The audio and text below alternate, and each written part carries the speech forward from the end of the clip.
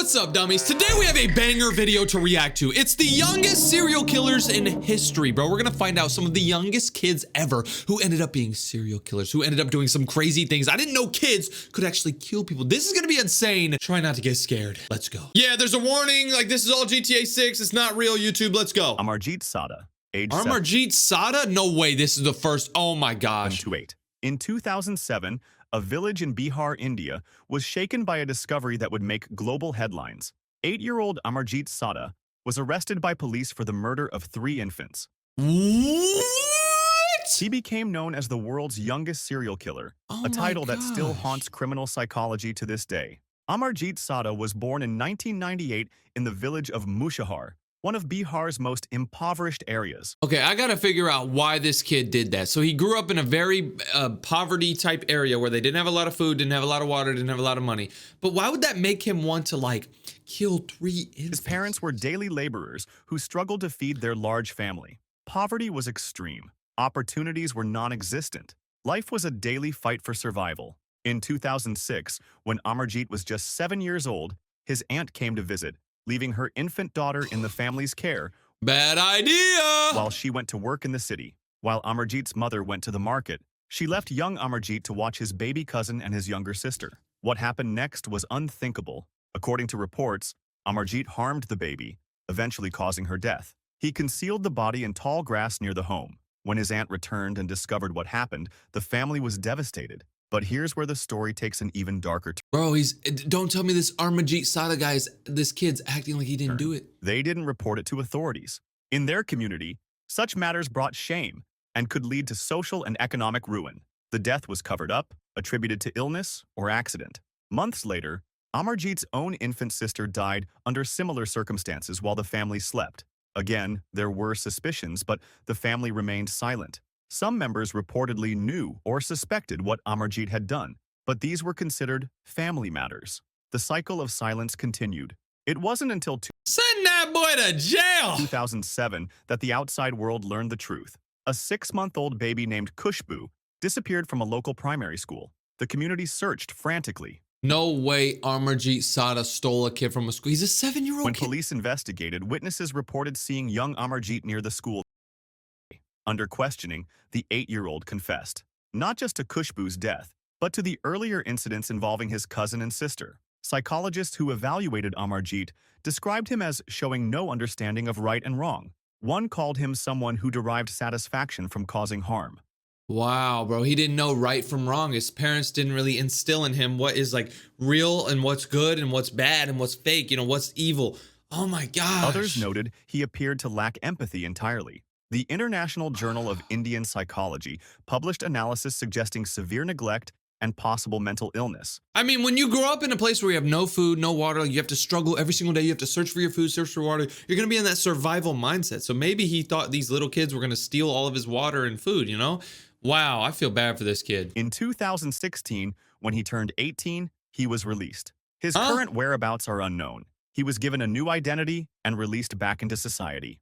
What? Okay, so when he was 18, he got released from prison. I guess it makes sense because, like, he was so young, he didn't understand, but they gave him a new identity. They shaved his head. They gave him a mohawk, apparently. They gave him a new name. I guess that's cool, but wow, what? The terrifying reality is that no one knows where Amarjeet Sada is today. He's in his mid-20s now, living somewhere under a new name. Bro, what if it was me? Wait, that doesn't make sense because I didn't Whether do that. he was rehabilitated during his 10 years in the facility remains unclear. He could This still case be raised doing it. urgent questions about how to handle children who commit violent acts and whether an 8-year-old can truly be reformed. Jesse All right, here's the Pomeroy, next one. age Jesse Pomeroy. 12 to 14, December 1874. Damn! How do they know what happened in 1874? That was like Red Dead Redemption 2. A Boston courtroom fell silent as a 14-year-old boy stood before the judge. Jesse Pomeroy had just been convicted of murder, becoming the youngest person in Massachusetts history to face a first-degree murder charge. 14 is really young. The courtroom was packed. Reporters filled every seat. The entire nation was watching. Really? Because this case forced America to confront an uncomfortable question. Can a child be evil? Jesse Pomeroy was born in 1859 in Charlestown, Massachusetts. Let's see what happened in his childhood to cause him to become evil. Because I think kids truly are never evil. They are always, you know, so wholesome. But then that they get like, they sense information and feelings from their parents and the people they're around, and they take in. Because kids are like sponges. Kids are like magnets. Whatever's around them, they're gonna suck in. You know what I mean? So let's see what happened to his family. From birth, he was different. A medical condition left his right eye covered with a white film, giving him an unsettling appearance. That looks cool. One eye white and one eye Other children mocked him relentlessly. His father, a butcher, was harsh and distant. School became a nightmare of isolation. By age 12, something had changed in Jesse. Between 1871 and 1872, Bro, they had school back in the 1800s? Young boys in the Chelsea and South Boston areas began reporting attacks by an older boy. They described being lured to isolated locations with promises of money or adventure. Once alone, they were restrained and harmed. Wow, this Jesse kid would bait kids into going in the woods. He would say, "Oh, there's a leprechaun and a golden ticket out here," or whatever. Escalated in severity. 7 different boys came forward with similar stories. What disturbed investigators was the pattern. Each attack showed calculation and planning. This wasn't impulsive childhood aggression. It was something else entirely. Right. Police eventually identified 12-year-old Jesse Pomeroy as the attacker. So he was only 12 when he did it? He wasn't even 14. That's even worse. 12 is like once you start to become like an actual kid. You know, when you're like 10 or 11, you're like, eh. But when you're 12, like you're about to go into like middle school, bro. He confessed readily, showing little emotion. The court sentenced him to a reform school until he turned 18. It seemed like the story was over. But Jesse's mother believed her son deserved a second chance.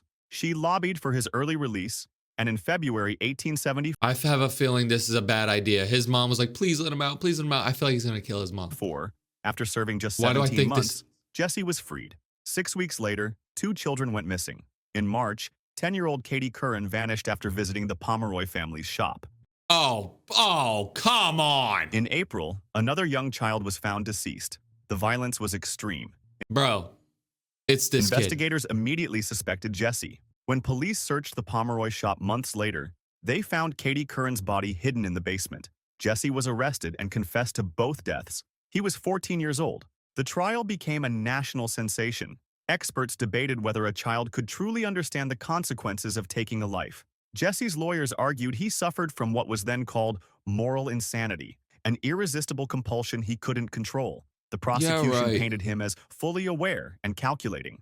The jury found him guilty. The judge sentenced him to death. At 14, Jesse Pomeroy was the youngest person in Massachusetts to receive a death sentence, but he would never be executed. The governor commuted his sentence to life in prison, where Jesse would spend 41 years in solitary confinement, one of the longest periods. 41 years in solitary confinement? Do y'all know what solitary confinement is? This is what it would look like, bro. You'd be in like a box. Like it'd be like this. This is what it would be like. Kind of like this. A completely dark room. No windows, no anything. Like these are your normal like prison rooms or whatever. This kid was sent into this dark room with no talking, no nothing for 41 years. Oh my gosh. Mary Bell, age 10 to 11. Wait, what? A 10-year-old girl was a serial killer? What? This is crazy. Oh, this is going to be a fire video. May 25th, 1968. 1968. Newcastle upon Tyne, England. A 4-year-old boy named Martin Brown was found deceased in an abandoned house. The initial investigation suggested a tragic accident. There were no obvious signs of foul play.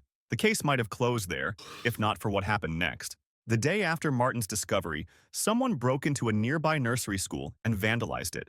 Among the destruction, police found notes scrawled in crayon. One read, "We did murder Martin Brown." Investigators dismissed it as a sick joke, children playing pranks. But it wasn't a prank. Mary Bell was born in 1957 to a 16-year-old mother who worked in difficult circumstances. Okay, so her mom was 16 years old. Okay, that's so weird. From the beginning, Mary's life was marked by severe neglect and concerning treatment. Okay, yeah, if you're 16, you are not ready to have a child. I don't even think if you're under like 20 years old, you're ready to have a child. You're not fully developed. I think you should have a kid once you're like 25. I think that's like a good age because you finally kind of understand life. Was frequently absent, leaving Mary in dangerous situations. There were reports of harm that no child should ever endure. By age 10, Mary had become withdrawn, manipulative, and prone to violent outbursts. On May 25th, the day How can a little girl be violent? Like, okay, I thought little boys being violent was kind of weird, but a little girl? before her 11th Bro. birthday, Mary caused Before her 11th birthday? Oh, Martin Brown's death in that abandoned house. She was so small herself that investigators couldn't initially determine what had happened. It appeared to be an accident or sudden illness. 2 months later, on July 31st, 3-year-old Brian Howe disappeared while playing outside his home. can you imagine getting killed by like a 3-foot tall 10-year-old girl? His body was found that evening. This time, the evidence was clear. Someone had harmed him deliberately. Police began interviewing local children. 2 girls kept appearing in the investigation, Mary Bell and her friend Norma Bell, Oh my God, they're both the same name, the last name. So maybe they were cousins? who, despite sharing a last name, were not related. Okay. Both girls acted strangely during questioning. Norma seemed excited about the investigation. Mary was evasive and showed odd emotional responses. Eventually, Norma told police that Mary had confessed to her about Brian. When confronted, Mary denied everything, but the evidence was building. In December 1968, both girls stood trial. Mary Bell was 11 years old. The courtroom struggled with how to handle a child defendant accused of such serious crimes. Right. The prosecution had to prove that Mary understood the wrongfulness of her actions. The defense argued she was too young to form criminal intent and had suffered such severe mistreatment that her mental state was compromised. I mean, that's very true. Like her mom was 16 years old doing some weird work. Like she was never home. Her mom was still going to school, bro. Like, come on, After bro. deliberation, the jury found Mary guilty of manslaughter due to diminished responsibility, not murder. Norma was acquitted. Mary was sentenced to be detained at Her Majesty's pleasure, essentially an indefinite sentence. She was sent to a secure facility for young offenders. Mary served 12 years before being released at age 23. What? Bro, she got released. I bet she came back out and killed another. She was given a new identity and lifelong anonymity to allow her a chance at rehabilitation. That anonymity has been extended to protect her daughter and granddaughter. What makes Mary's case particularly significant is what it revealed about childhood trauma. Wow. So they gave her a new freaking. Wow. They gave her a new identity and her daughter's Gita identity. Sereni, a journalist who extensively studied the case, found that Mary had been subjected to horrific mistreatment throughout her childhood. She wasn't born violent. She Right. was shaped by circumstances no child should face. Yeah. Nobody's born violent. Mary Bell's case forced Britain to examine how it treats both child offenders and child victims of mistreatment. Today, Mary Bell lives anonymously somewhere in Britain. According to Wow, those who've bro. spoken with her, she doesn't claim to be wrongly convicted and acknowledges that her traumatic childhood doesn't excuse her actions. Wow. Robert Thompson and John Venables. What? 2 of these kids, bro. These look like kids I just saw at Walmart the other day, bro. What? These kids aren't even like 6 inches tall. Age 10. February 12th, 1993. Bootle, England. 2-year-old James Bulger was shopping with his mother at the New Strand shopping center when he disappeared. Security cameras captured haunting footage, 2 older boys leading the toddler away by the hand. The boys were Robert Thompson and John Venables. They were both 10 years old. What followed was one of the most shocking crimes in British history. No way. The 2 boys led James on a 2.5-mile walk through Liverpool. Dozens of people saw them. Some even asked if the toddler was okay. The boys told them he was their brother, or that they were taking him to the police station. No one intervened. They eventually brought James to a railway line in Walton. There, away from witnesses, they attacked him. The violence was extreme and prolonged. They left his body on the tracks. 2 days later, James's remains were discovered. The nation was horrified. Police reviewed CCTV footage and released images of the 2 boys. Anonymous tips led them to Robert Thompson and John Venables, both of whom had been absent from school that day. During questioning, both boys initially denied involvement. Eventually, under pressure and with evidence mounting, they began admitting to parts of what happened, though each blamed the other for the worst of it. The backgrounds of both boys revealed troubled homes. Robert Thompson came from a family where violence was common. He'd witnessed and experienced severe mistreatment from a young age. John Venables also had a difficult upbringing, though different in nature. Both boys had shown behavioral problems at school. In November 1993, Thompson and Venables stood trial. Because of the severity of the crime, they were tried in an adult court. Wow, they're only 10 and they're getting tried as adults. Though accommodations were made for their age. The trial was extraordinarily difficult. The judge, jury, and public struggled with the reality that 10-year-old children had committed such an act. Both were found guilty and sentenced to detention at Her Majesty's pleasure. The judge called it an act of unparalleled evil and barbarity. Whatever But that determining means. how long they should serve proved controversial. Bro, I would honestly give them 10 years in prison and then see if they completely have changed. The original recommendation was 8 years, later increased to 10, which meant I just said they'd that. be released as teenagers. Public outrage was intense. James Bulger's family was devastated, feeling that justice hadn't been served. But in 2001, when both boys reached age 18, they were released with new identities and lifelong anonymity orders to protect them from vigilante violence. Since Wow. then, their paths have diverged. Robert Thompson has reportedly not reoffended and has lived quietly under his new identity. Okay. John Venables, however, has been recalled to prison twice, both times for offenses related to inappropriate images of children. His repeated offenses have reignited debates about whether he should have been released in the first place. The James Bulger case remains one of the most analyzed and debated cases in British legal history. Craig Price. Okay, he does not look young at all. What is this? I thought this was the youngest serial killer. This guy looks like he eats a lot of 13 to cereal. 15. September 5th, 1989. Warwick, Rhode Island. Police Rhode responded Island? to Who a lives disturbing there? scene at a family home. Inside, they found 3 victims. The violence was extreme and shocking. Wow. The community was terrified. A dangerous killer was on the loose. What police didn't initially realize was that the killer lived just a few houses away, and he was 15 years old. Craig Wow. Price was born in 1973 and grew up in the Buttonwoods neighborhood of Warwick. Bro, that looks so nice, bro. Hold on. Bro, look at this nice area. This is Buttonwoods in Rhode Island or something, bro. All these other kids, they had horrible upbringing. You know, somebody gave birth to this girl at 16 years old and they were poor. This is the Buttonwoods nicest. neighborhood of Warwick. Bro, look, it's on the water. Okay, we got to figure out why this guy was killing. To his neighbors, he seemed like a normal kid. Athletic, involved Obviously in not. sports, generally friendly. He was known as Iron Man because of his size and strength. His teachers described him as bright. But beneath that normal exterior, something was deeply wrong. On July 27, 1987, when Craig was just 13 years old, he committed his first act of violence. Oh my gosh. His victim was Rebecca Spencer, a 27-year-old mother who lived 2 houses What? away from the Price family. Craig broke into her home and attacked her. The crime was brutal and appeared motiveless. Police had no suspects. The case went cold. For 2 years, nothing happened. Wow. Craig went to school, played sports, and lived what appeared to be a normal teenage life. No Then, way. on September 1st, 1989, he struck again. This time, his victims were the Heaton family, Joan and her 2 young daughters. Craig later admitted he was under the influence of substances when he broke into their home that night. The breakthrough came 4 days later. Police noticed that Craig had an injury on his hand, which he claimed was from an unrelated accident. A search of his home revealed concerning evidence. Under questioning, Craig confessed, not just to the Heaton family Wow. attacks, but to Rebecca Spencer's death 2 years earlier. His confession was Wow. chilling in its lack of remorse. When asked why he did it, he couldn't provide a clear answer. Craig Price was arrested just weeks before his 16th birthday. That's sad, bro. He was about to get his driver's license. He was probably going to be, you know, the cool guy on the basketball team driving his homies around. Yep, This you're dead. presented a massive legal problem. Under Rhode Island law at the time, juveniles could not be tried as adults, regardless What? of how serious their crime He killed 4 were. people, bro. This I meant mean, Craig could only be held until age 21. Despite killing 4 people, he would serve a maximum of 6 years. The community was outraged. How could someone who'd committed such violent acts be released after just a few years? Citizens formed groups to lobby for legal changes. The case attracted national attention. Even President Bill Clinton weighed in, advocating for reforms to juvenile justice laws.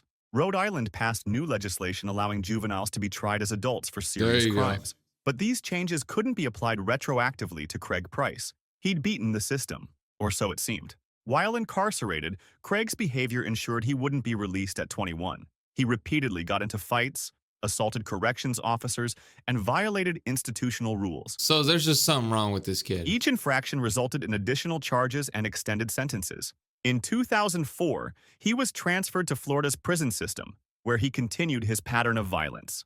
In 2017, Craig Price was charged with attacking another inmate. He pleaded guilty and received an additional 25-year sentence. Damn! Now in his early 50s, Craig Price remains behind bars and likely will for the rest of his life. Wow. Psychologists who've studied Craig's case point to several factors. He experienced significant challenges growing up. He witnessed violence at home. He had untreated behavioral issues from a young age. But experts That's hilarious, bro. This kid's in a violence at basketball home. game. He had He untreated shoots it. The guy takes the ball. issues from Then a he young starts age. choking him. Jasmine Richardson, Jasmine Richardson. This is another girl. I didn't think girls were age killer. 12, April 23rd, 12-year-old girl? 2006. Medicine Hat, Alberta, Canada. Bro, there's a place in Canada called Medicine Hat. Who the hell would want to live in a place called Medicine? Police responded to a disturbing call about bodies discovered in a residential home. When they arrived, they found 3 victims: Mark Richardson, his wife Deborah, and their 8-year-old son Jacob. The violence was shocking, but what made this case even more disturbing was who was missing: the family's 12-year-old daughter Jasmine. At first, police feared Jasmine had been taken or harmed as well, but as they investigated, a different picture emerged. In Jasmine's school locker, they found a drawing, stick figures of a family inside a burning house, and a girl running to a truck. Evidence on her computer revealed dark conversations with an older man named Jeremy Steinke. Oh my God, don't tell me the older man was like telling her to do this stuff. Oh. Within 24 hours, police located Jasmine and Jeremy in Saskatchewan. They were arrested together. Under interrogation, the truth came out. Jasmine and Jeremy had planned and executed the attack together. Jasmine Richardson had been a typical preteen until about age 11, when she became interested in goth subculture. She dressed in black, wore heavy makeup, and spent hours online in forums dedicated to dark themes. Her parents, Mark and Deborah, initially thought it was just a phase. But when the 12-year-old... I mean, honestly, if I have a daughter one day, and she's 11 years old, and she's like going through a little goth phase where she's just like wearing all black and she's like depressed, I'm getting her out of that phase. Began a relationship with 23-year-old Jeremy Steinke. 23 and 12? Wait. But when the 12-year-old began a relationship with 23-year-old 23 and 12? That's 11 years. Jeremy Steinke, they became Jeremy Stinky. His last name's Stinky. That's funny. Jeremy claimed to be a 300-year-old werewolf. He wore a vial of what he said was blood around his neck. He was immersed in fantasy and had his own troubled background, including an unstable childhood and possible developmental issues. When Jasmine... What do you mean he possibly has development? He's got issues. Parents discovered messages between their daughter and Jeremy discussing violent themes, they forbade her from seeing him. They took away her computer.